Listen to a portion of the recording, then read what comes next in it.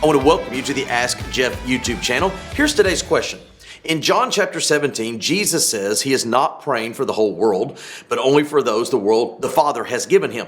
Does this mean that God only allows some people to be saved? Well, this is a really insightful question because John 17 comes alongside Matthew 26, the famous Garden of Gethsemane, the night before the crucifixion of Jesus Christ. Now, John 17, rather than the famous "not my will but yours" repeated 3 times, is more of an intimate setting, and typically we take John 17, we divide it into 3 sections. The first section is Jesus praying on not only to the Father that he has completed everything the Father's asking him to do, but he's asking for one particular thing himself. Verse 5, he makes the statement that he desires the glory that he had before the beginning of the world. The next section is he prays specifically for his disciples. And I think this is where the question really is apropos, because he makes the statement, I pray not for the world, but for those whom you've given me. Then in verse 12, he makes this statement, and only one of them is lost, the son of perdition. Well, we know he is specifically referring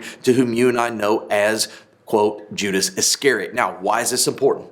Because the middle section is only about the disciples.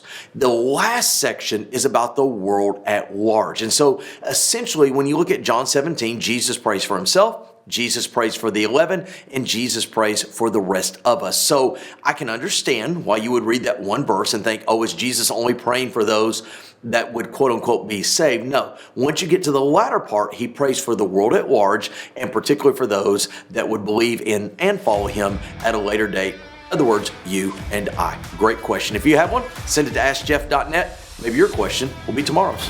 Thanks for being a part of today's daily question. Now, we answer a question each and every day. Please feel free to submit a new question at AskJeff.net. We may not have gotten to yours today, but we eventually will continue to be a part of this. Subscribe so you don't miss out on a question every day.